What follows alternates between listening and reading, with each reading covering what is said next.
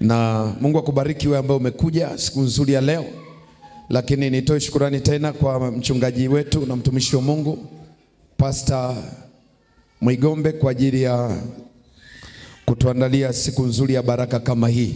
Lakini pia kipekee tuwashukuru watumishi wa Mungu NY TV ambao wamekuwa baraka toka jana na tunaendelea nao. Hawa watu wamekuwa ni watu wa baraka. Leo nilikuwa naongea na watu kadhaa. Pastor asubuhi aliniambia bwana, wale ndugu zetu wamekuwa baraka na wamepandisha mkutano YouTube, tukashare na watu kadhaa. Nilikuwa naongea na mchungaji mmoja rafiki yangu yuko Mbale Uganda. Akasema bwana, na mimi nimeingia huko ndani nimekaa nimekula mpaka MB zangu. Sasa mpaka Uganda wametufuatilia. Hawa watu ni watu wa baraka kabisa. Mongeze tena Yesu makofi mazuri, haleluya. Piga tena makofi mazuri kwa ajili ya NY TV, kwa ajili ya kazi nzuri ya baraka. Haleluya. Hebu tumpigie huyu dada kwa kazi nzuri anayoifanya. Haleluya. Amen. Ukikuta dada apigi makofi ujua na pepo za Wagerasi. Haleluya.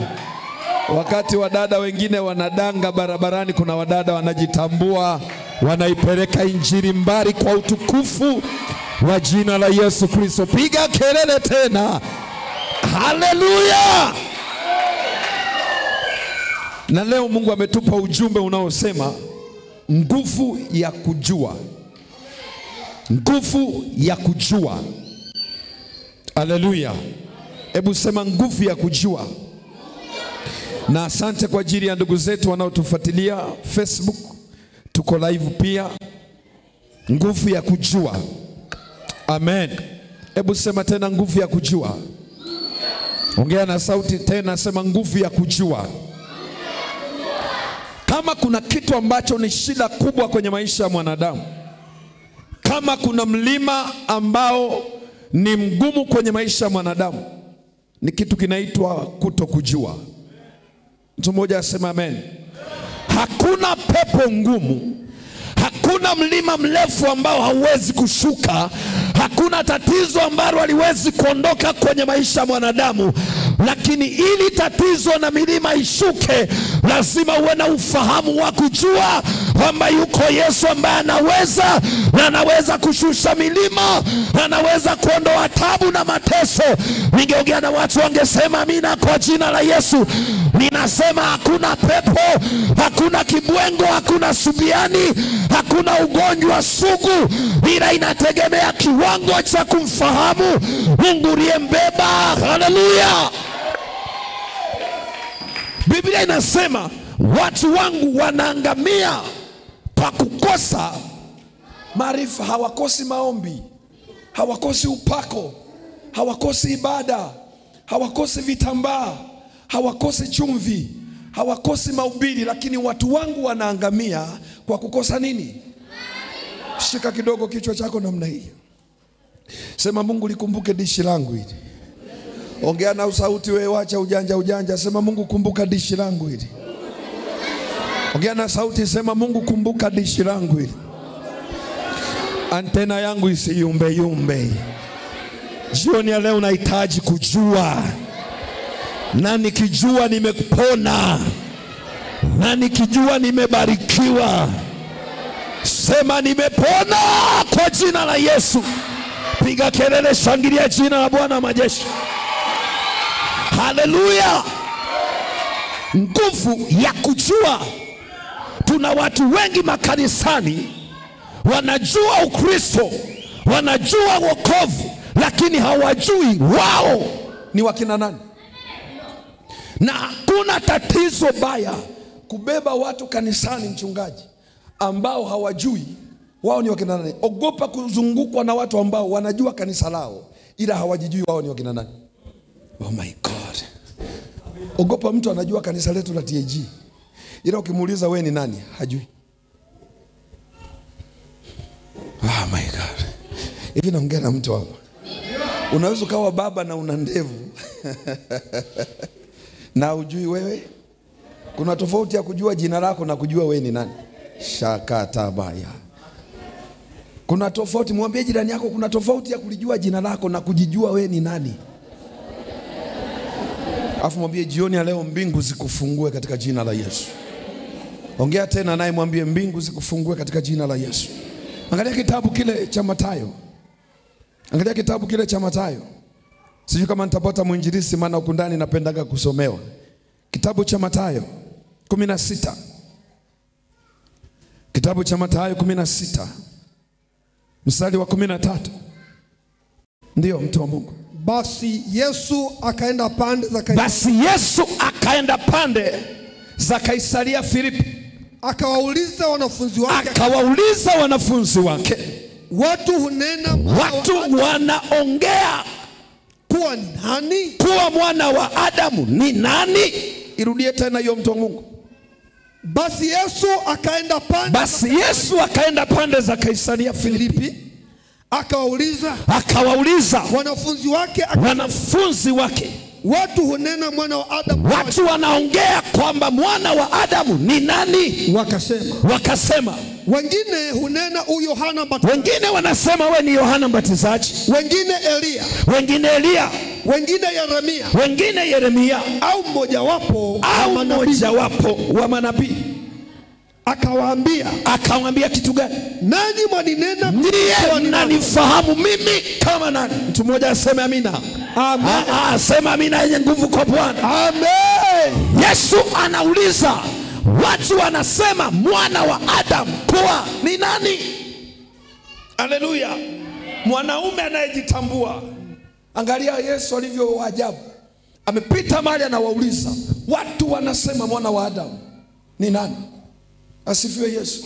Amen. Mwangalie jirani yako, mwambie umewahi kuwauliza watu hicho kitu kwenye maisha yako? Ukawauliza tu kwamba watu hapa Shinyanga wananiongelea mimi kuwa nani? Mgeukie jirani yako muulize, umewahi kuwaulizaga watu? Wewe punguza maiki ya pasa kidogo, mwe mnajua kusete maiki. Geukia jirani yako mwambie, umewahi tu kuulizaga tu hapa hata Butengu hapa, ukawauliza watu, oya watu wananiongelea je kwa mimi kuwa nani? Mgeukia jirani yako mwambie, pale mtaani kwenu umewahi kuwauliza watu na ukawaambia watu wanazungumza mimi kuwa nani? Mtu mmoja aseme amina. Mtu mmoja aseme amina. Punga mkono wako juu namna hii. Kwanza hili neno niangalie kidogo. Kwanza hili neno watu nena mwana wa Adamu kuwa nani? Halizungumzwi na kila mtu, halitamkwi na kila mtu. Kitu cha kwanza ni kwamba huyu mtu yeye mwenyewe anajijua. Yeye mwenyewe anajifahamu na anataka kujua watu wanamfahamu. My God, my Lord. Niangalie kidogo huku. Usingetegemea Yesu aseme watu wanazungumza kwamba mimi ni nani. Mtu mmoja aseme amen. Pasa Mwigombe, hakuna kitu kibaya my friend ukabeba baraza la wazee wa kanisa. Wanajua ni wazee wa kanisa lakini hawajui ni wakina nani. Hakuna kitu kibaya ukabeba watu kanisani na wanajua stepu za kwaya ila hawajui wao ni wakina nani. Hiyo wanakwaya wasemagi amina yenye nguvu, maana kuna mahali wanaanza kujitafuta. Inaanza kusearch kichwani. Mtu mmoja asema amen. Na ndio maana tuna makundi ambayo yanasimama yanaanguka, yanasimama yanaanguka, yanasimama yanaanguka. Ni kwa nini? Wanazijua sana stepu, wanajua sana kwaya, lakini hawajitambui wao ni wakina nani. Nataka nikwambie, unaweza ukawa hauna hata cheo kanisani ila unajipambanua wewe ni nani, na pepo wanakujua, magonjwa yanakujua. Mai ningeongea na watu wangesema amina. Haya kata seke. Ninakuombea kwa Yesu ninayemtumikia jioni ya leo, Bwana achilie neema juu yako ya kujitambua wewe.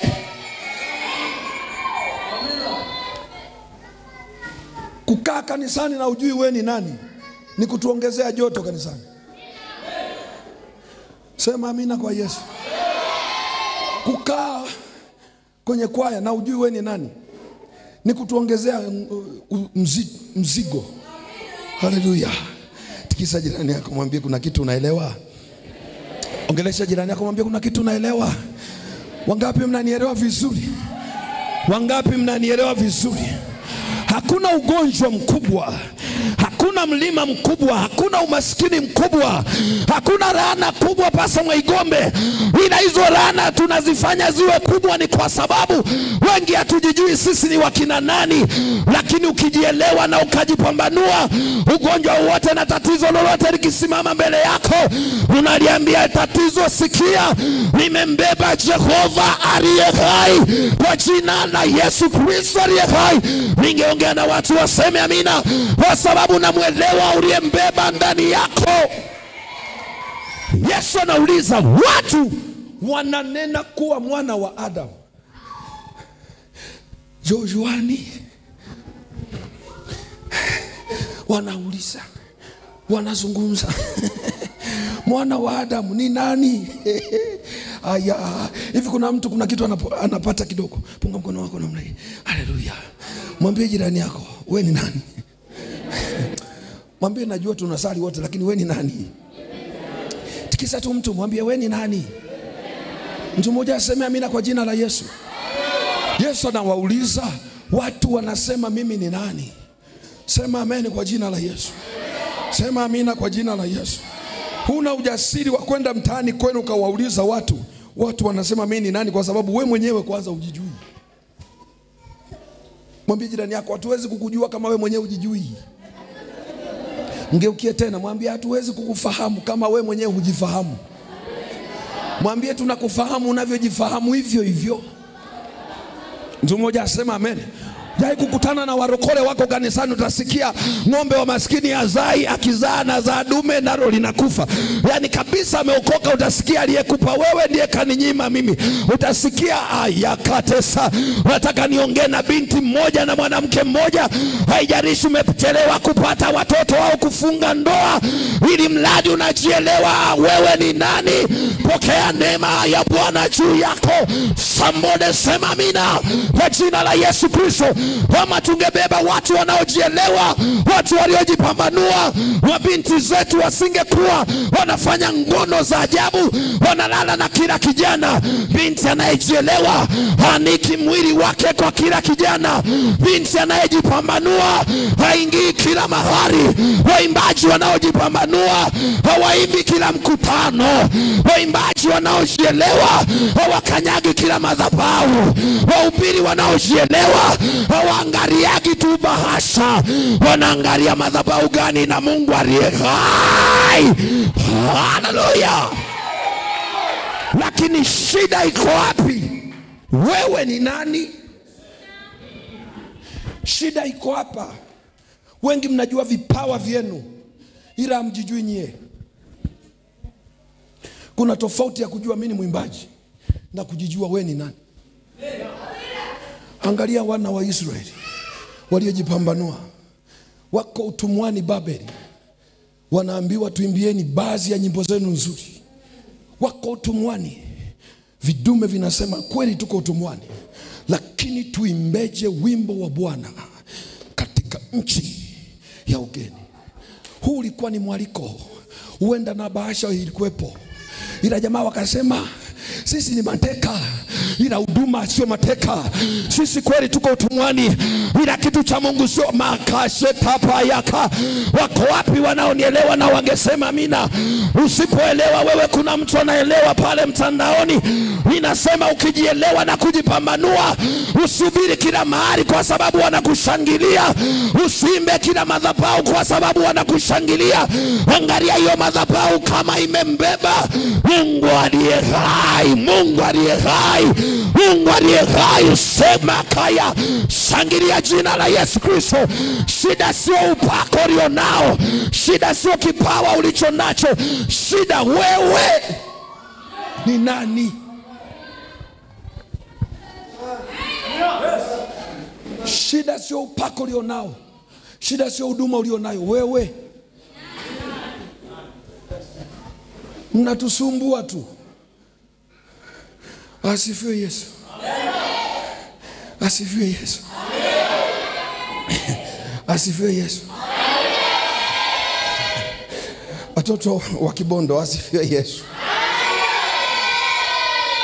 Nendeni na upako mkaiambia Kibondo, sisi tunajijua.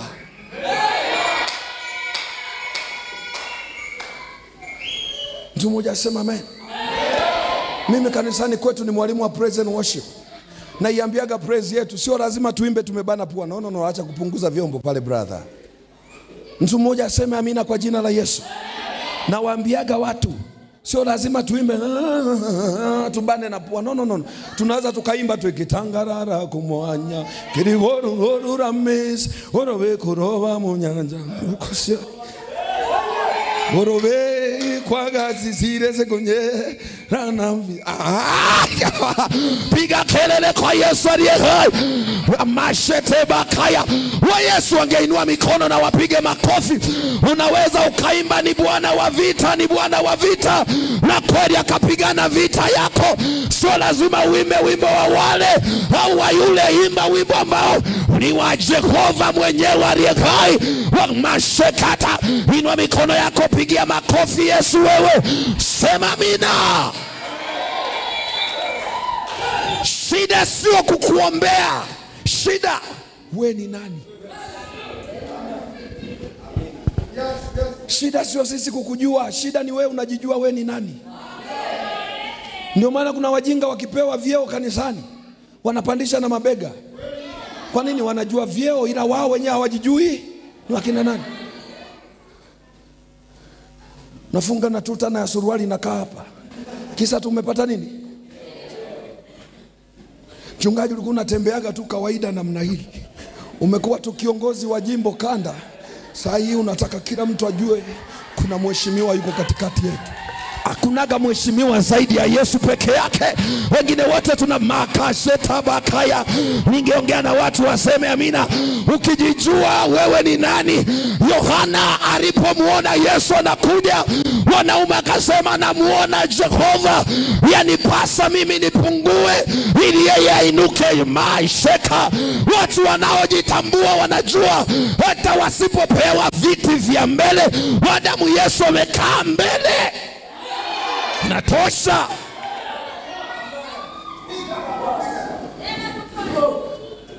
Dada kabla hajaolewa ni mnyenyekevu. Kaolewa na mjinga mmoja, anataka kila mtu amvimbie kwenye mtandao, amvimbie kanisani. Unaweza ukasoma, unajua who are you, what is this about kumgunda, lakini huna akili. Kwa sababu kuna kupata elimu na kupata akili. Si kila aliye na elimu ana akili. Shule inakupa maarifa. Shule haikupi akili. Ndio maana Biblia inasema Mungu akachungulia duniani aone kama kuna mtu mwenye akili. Aya. Hujai kukutanaga na watu wanajua Kiingereza ila bado ni marofa. Hawezi kusalimia watu. Anabagua watu wa kusalimia. Anabagua watu wa kuongea nao. Sema amina kwa Yesu. Yaani kuna watu saa hii ukikutana nao barabarani wala kisikusumbue. Ukishajifunza ujumbe huu, ukakuta tu amekaa mtu kiasara asalimii watu, amevimba kanisani, wala kisikupe shida. Mwambie tu nimesha kujua wewe ni nani.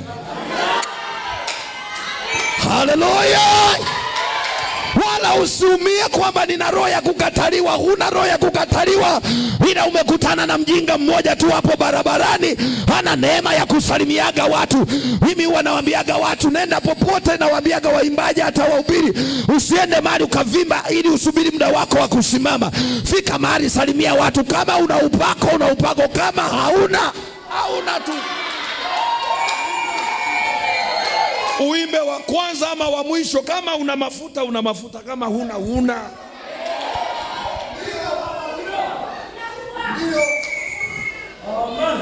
Shida wewe ni nani? Kidume kimoja kinauliza wanafunzi, watu hapa mtaani wanasema mimi nani? Aya. Natamani niongee na baba mmoja hapa ndani.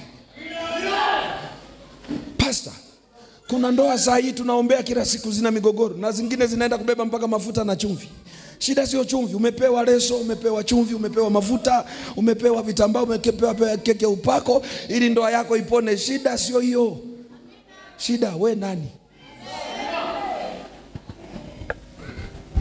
Si unaona Yesu, amini Mungu, akauliza tu jamaa moja anaitwa Adamu.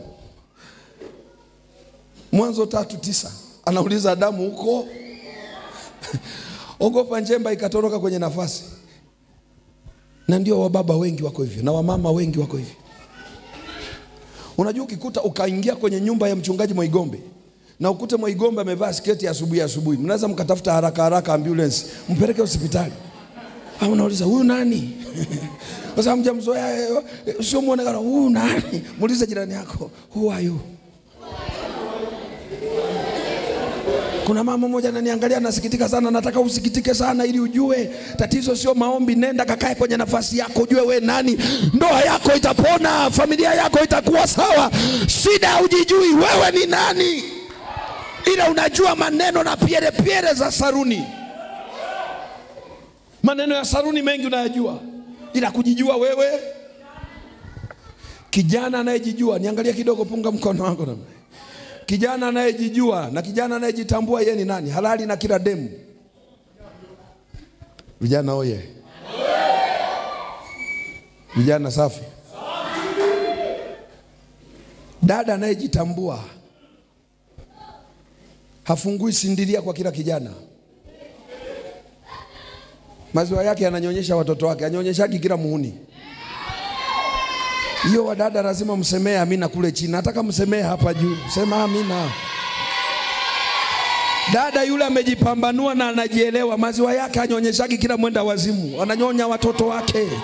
Sema amina kwa jina la Yesu. Ni injili ngumu lakini lazima ujielewe.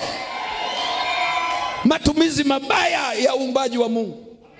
Ndio maana sasa tunashangaa tu vitu zimerara namna hii na wewe zilirara sangapi. Kwa sababu Mnyakyusa amenanili Msukuma, Mdengereko, Mhaya. Na wengine mpaka sasa hivi ukumbuki umenyonyesha wangapi. Na una mtoto mmoja tu lakini ukumbuki umenyonyesha wangapi. Ongelesha jirani yako, mwambie wewe ni nani. Mwambie shida sio kuombewa, jitambue wewe ni nani. Mtu mmoja aseme amina.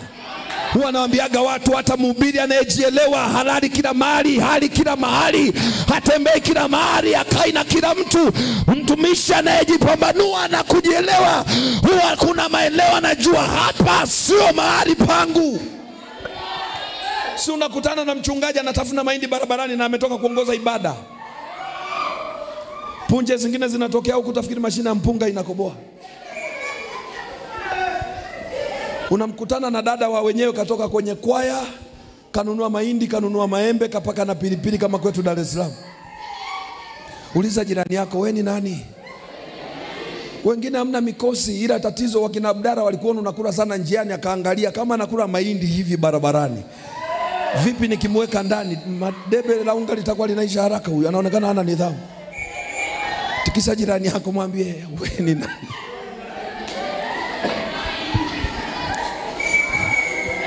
Mtu mmoja aseme amen. Mtu mmoja aseme amen. Wangapi wanabarikiwa? Yesu anawauliza watu, wanasema mimi ni nani?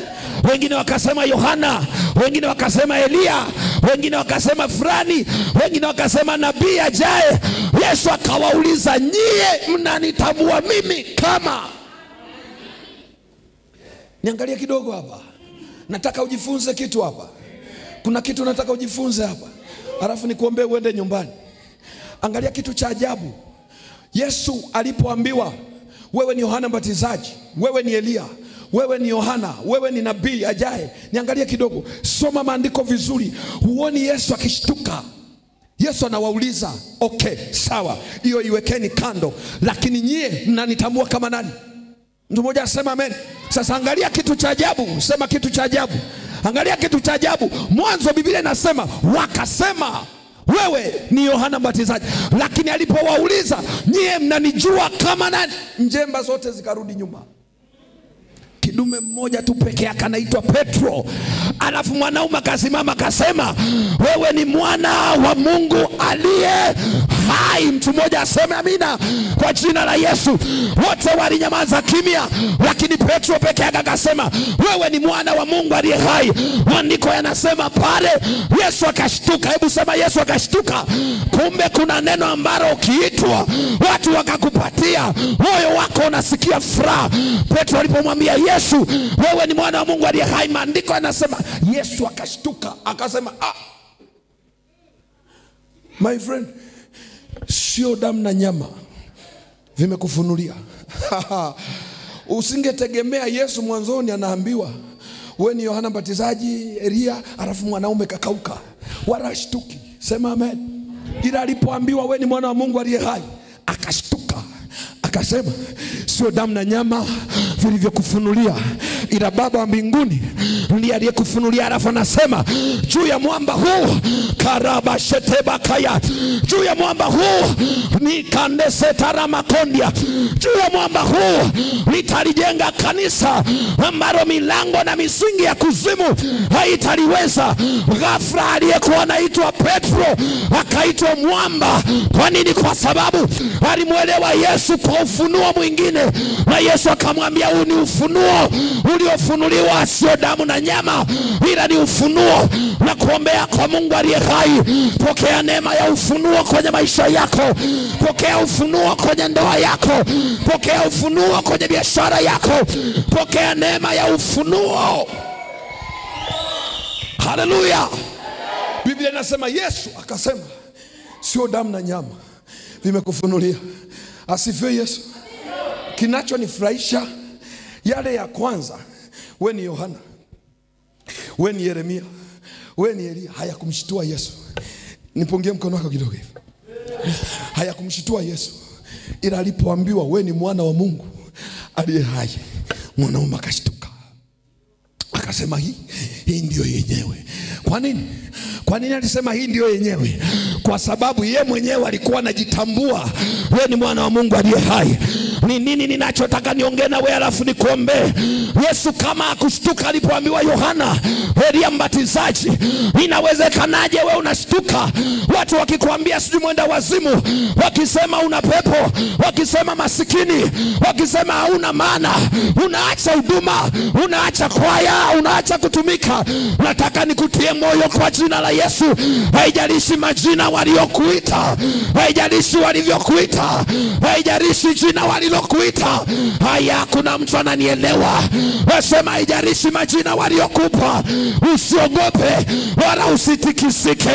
Baki kwenye ujasiri wako, baki kwenye neema yako, baki kwenye msimamo wako. Wanakwaya, nataka mnisikilize. Wakisema hamueleweki, semeni Yesu anatuelewa. Wakisema hatukuelewi, waambie Yesu ananielewa. Ningeongea na mtu angesema amina kwa jina la Yesu Kristo. Kama Yesu aliambiwa yeye ni Yohana, yeye ni Elia, na akurudi nyuma wala kushtuka. Maana yake hata wewe wakikwambia una pepo, sijui una kimbelembele, sijui unajionyesha, waambie Petro alikuwa wa kwanza huwa kimbelembele. Kwa hiyo sijaanza mimi. Maneno ya kukukatisha tamaa yakitokea, usikubali kukata tamaa. Lakini huwezi kusimama kwenye nafasi yako mpaka umejua wewe ni nani. Nasema hivi, huwezi kusimama kwenye utumishi wako mpaka umejua wewe ni nani. Unanielewa ninachoongea? Unaelewa ninachoongea? Mimi ninayehubiri mbele yako, hata kabla sijaoa, kanisa lote maneno yalienea. Haoi kwa sababu ana ukimwi, haoi kwa sababu nikaja kuoa la ukimwi likafa. Tukapitia wakati fulani mgumu na mke wangu, hatupati mtoto. Miaka 2, 3, 4, 5. Wakaanza kusema hawazai kwa sababu huenda walitoa mimba nyingi. Sasa sijui na mimi kama nina tumbo la kubebea mimba. Lakini ndo tukabambikizwa yote hayo. Hawazai kwa sababu walitoa mimba. Afu wanao kusema ni viongozi kanisani. Alafu Jumapili unatakiwa uongoze sifa, na unapoongoza sifa uongoze na wazee hao waliokusema kwamba Yesu ni Bwana. Unajua kilichotokea? Kuna wakati unafika kanisani unaona kama uko uchi, kumbe umevaa nguo. Lakini nikasema kama Yesu aishivyo, anayajua maisha yangu na ujana wangu, sitarudi nikae chini, nitasimama kwenye nafasi yangu. Majira ya Bwana yalipofika, akatupa mtoto anaitwa Ebeneza. Wakamakesa kaya tarama. Hatukurejeshwa nyuma na maneno, ila tulijitambua mimi ni nani. Baba uliyeko hapa, rudi kwenye nafasi yako. Baba, upaswi kuwa na mdomo kwenye ndoa yako. Jijue wewe ni nani. Mama upasi kuwa na mdomo utafikiri chiriku. Jijue we ni nani. Kuna matatizo mengine kwenye familia ni kwa sababu mwanandoa baba na mama wote sikagonamo muntu. Sikagonamo manake hazijararamo wote kichwani. Baba hazijararamo, mama naye hazijararamo. Mpenenga wote mpenenga. Sema amen. Tikisa jirani yako mwambie we ni nani. Mwambie kwenye maisha yako we ni nani. Kanisani we ni nani. Unajitambua kama nani. Mwambie kwenye wokovu wako we unajitambuaga kama nani. Kuna vijana mmekaa kiasara tu. Huna genge la nyanya, huuzi machungwa, huuzi bamia, na hata sadaka kanisani huna. Tikisa jirani yako, we ni nani. Niliwahi kwenda kuhubiri mahali fulani, kanisa limekaa kiasara tu. Washirika zaidi ya 500 pastor. Alafu sadaka zinakusanywa 17,000. Na mchungaji yupo tu. Nasema hizi pepo lazima zitolewe, tunahangaika na pepo za nje kumbe zimejaa ndani. Tukazingoa za ndani, na zilipong'oka wakapata zaidi ya 2,500 Jumapili moja. Tikisa jirani yako mwambie we ni nani. Mwambie mambo mengine hakuna pepo. Mgeukie tumwambie kuna mambo kwenye maisha yako hakuna pepo. Ila we ni unajijua we kama nani. Mwambie kabla watu hawajakujua, jijue we ni nani. Msemeshe tena mwambie kabla watu hawajakupa majina, wewe unajijua jina lako ni nani. Pasa Mwaigombe si ni sawa. Ukisubiri wachungaji wa Shinyanga ndo waseme we ni nani, kitakulamba. Utarudi Iwindi Mbeya mtu wa Mungu. Lakini ukijijua we ni nani, hata kama wengine wote watakukataa, watakukubaliaga mbele ya safari, maana sio kila siku ni Jumatatu. Tikisa mtu mwambie Yesu akukumbuke. Mtu mmoja asema amen. Na waombea wazee wa kanisa, na waombea mashemasi, na waombea wanakwaya, na waombea watu wote. Mungu akupe akili mpya, ujue wewe ni nani. Ukijijua, narudia tena, ukijijua wewe ni nani, hutalala na kila mtu. Hutawavua heshima yako kwa kila mtu. Ukijijua wewe ni nani, utajua namna ya kujisimamia. Mimi wanamwambiaga hata mke wangu, kamwe sitakaa nikague simu yako, wala sitakufuatilia. Mtu mmoja kuna mahali tulikuwa na mke wangu tumepanda kwenye gari. Kumbe wanafahamiana na mke wangu.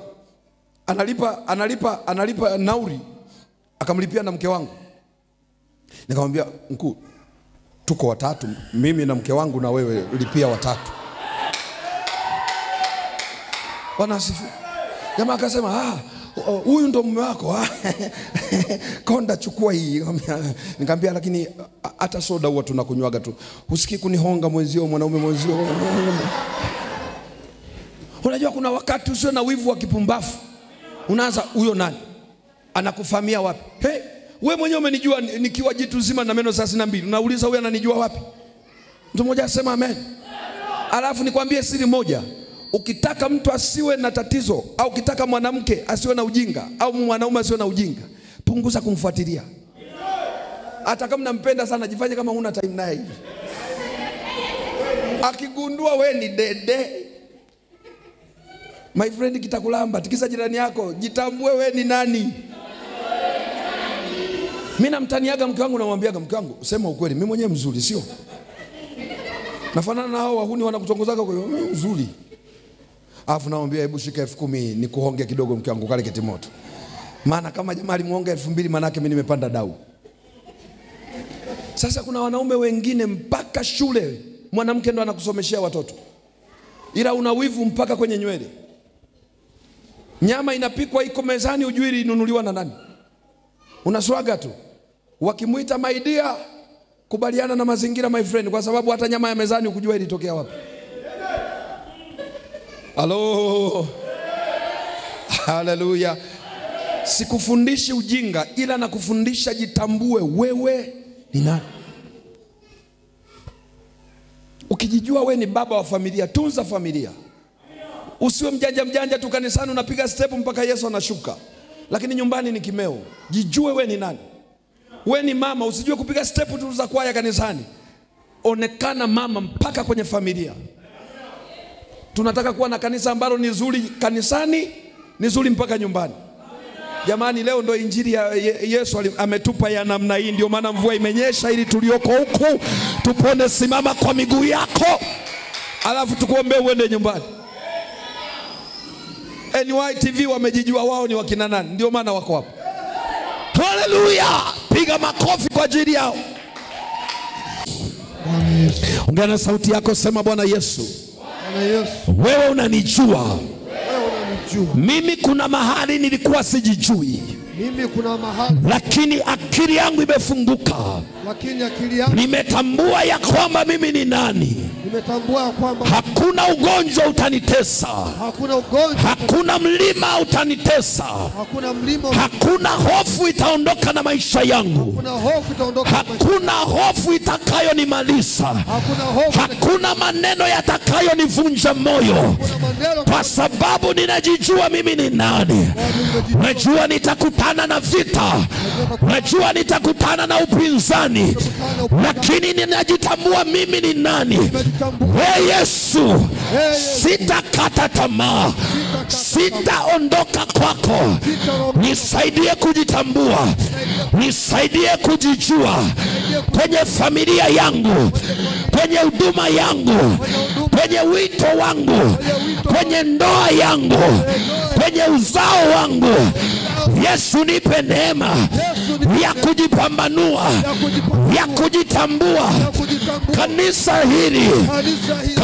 hili nipe neema ya kujitambua. Watu wajue ya kwamba nimekubeba wewe. Watu wajue ya kwamba nimebeba kitu chako. Lakini nipe na mimi kujitambua. Yesu, fungua ufahamu wangu. Adui alinionea, adui ameninyanyasa, mateso yameninyanyasa, dhambi imenitesa kwa sababu sikujitambua. Dhambi imenitesa kwa sababu sikujijua. Lakini jioni ya leo nimejitambua ya kwamba mimi ni nani, ya kwamba mimi ni nani. Pale nilipo ninajitambua. Ikiwa Yesu alijitambua, nami nahitaji kujitambua. Mimi ni mwana wa Mungu aliye hai. Mimi ni mwana wa Mungu aliye hai. Mimi ni mwana wa Mungu aliye hai, na nimeumbwa kwa sura ya Mungu. Sitajidharau, sitajidharau, sitajidharau kwa jina la Yesu. Haijalishi watu watanidharau, lakini mimi sitajidharau, kwa sababu ni sura ya Mungu. Kwa sababu ni sura ya Mungu. Nimejitambua mimi ni nani. Omba kwa sauti yako, omba kwa sauti yako. Watu walikukatisha tamaa, karama ya tarabakoria. Yesu akawaambia wanafambua, hautalala kila na mtu. Ukijitambua, hautaharibu usichana wako, hautaharibu ujana wako. Ukijitambua, hautaingia kwenye mkumbo. Waiona neema ya Bwana, waiona neema ya Bwana, waiona neema ya Bwana. Ninaachiliwa kwako, ninaachiliwa kwako. Endelea kuomba. Watoto wanalia kwa sababu wana baba asiyejua yeye ni nani. Kwenye familia hajui yeye ni nani. Kanisa leo lina maumivu kwa sababu limebeba watu wasiojua wao ni wakina nani.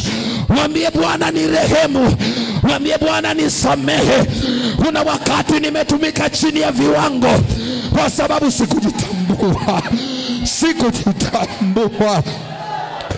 Omba kwa Bwana, omba kwa Bwana. Kuna wakati tumetumika kwa kujihurumia, tumeomba kwa kujihurumia, tumeimba kwa kujihurumia, tumetoa kwa kujihurumia, tumefanya kwa kujihurumia. Hatukujitambua ni wakina nani.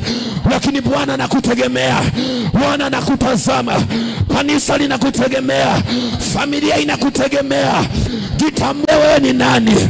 Hakuna ugonjwa utakumiliki, hakuna laana itamiliki maisha yako, hakuna vifungo vitamiliki maisha yako. Kwa nini? Kwa sababu umejitambua wewe ni nani. Yesu alijitambua. Walipomwita ni nabii, hakuona shida. Bila alipoambiwa wewe ni mwana wa Mungu, moyo wake ulifurahi. Wewe unajitambua kama nani? Wewe unajua maisha yako kwenye ufalme wa Bwana, unajijua kama nani. Hakuna ugonjwa mkubwa, hakuna umaskini mkubwa, hakuna laana kubwa, hakuna mikosi mikubwa. Bila akili yako tu haijafunguka, haujajijua tu wewe ni nani. Nasema ukijijua wewe ni nani, hautaendelea kukaa bila ndoa. Mungu akupe ndoa, Mungu akupe watoto, haijalishi miaka. Usiangalie mazingira, usiangalie miaka, angalia wewe ni nani. Wewe ni nani? Hiyo neema kujitambua iendelee kutembea ndani yako. Hiyo neema ya kujijua wewe ni nani. Jehova endelea kuachilia mafuta, endelea kuachilia ufunuo juu yako ili ujitambue. Na ukijitambua utastawi, ukijitambua utastawi, ukijitambua utastawi, ukijitambua utastawi. Hautanyamaza, hautakaa chini, hautaonewa, hautaonewa. Mapepo yanakuachia, majini yanaachia, mashetani yanaachia. Yeyote mwenye kujitambua, iko neema ndani yake, uko uwezo ndani yake, iko nguvu ndani yake, uko nguvu ya kupaa na kuendelea. Bwana endelea kukupa hiyo neema. Magonjwa hayakai kwa mtu mwenye kujitambua. Dhambi haitakunyanyasa, laana haitakunyanyasa. Wewe ukijitambua umeshinda. Kuna nguvu ndani yake, ndani ya kujitambua.